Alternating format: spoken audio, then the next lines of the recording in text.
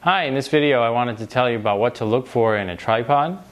First off, you want to make sure that your tripod is tall enough for you. So you want to make sure it's at least as tall as you are or a little bit taller in case you need to get up high for certain shots. You also want to make sure that you buy a tripod that has a very sturdy construction.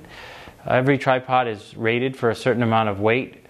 So you want to figure out how much your camera and the heaviest lens weighs so that you make sure you get a tripod that can handle that amount of weight.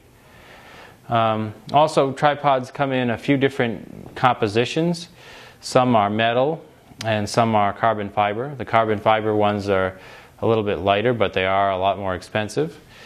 And very often your tripod will be sold, the legs are sold separately than the head so that you could choose what kind of head that you want to put at the top, unless you find a deal somewhere where you have a store that's packaging the head and the legs together.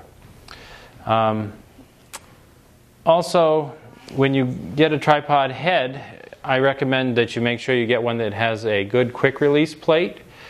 That way you can just pop the camera in and out, and I always leave the quick release plate on, because if I had to actually screw it onto the tripod every time, I probably wouldn't use my tripod very often. It would just slow me down too much. Also, when you look for a tripod head, make sure that it is good and fluid and that you can manage it well. And these are called ball heads. And so you can see that it can roll around in all kinds of different directions. It makes it very easy for you to level your camera. And it has these little slots where you can do different positions for doing a portrait versus a landscape shot. And if you have a tripod that has the little stick coming out the back, that's more of a video head. A photography head is like this. It's a ball head without the little stick in the back.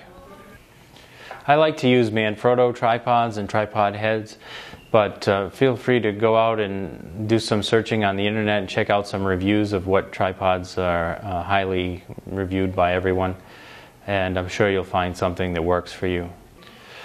There are also some tripods that are aluminum, that are very lightweight, and they might be fine for little point and shoot cameras. They're very inexpensive and very lightweight, and the problem with them for a digital SLR is they just can't handle the weight. So as soon as you touch the camera, you're going to get a little bit of shake in your image.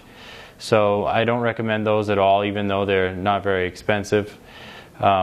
You're better off spending a little more money to get a sturdy tripod so that you know your camera's not going to move when you start to use it.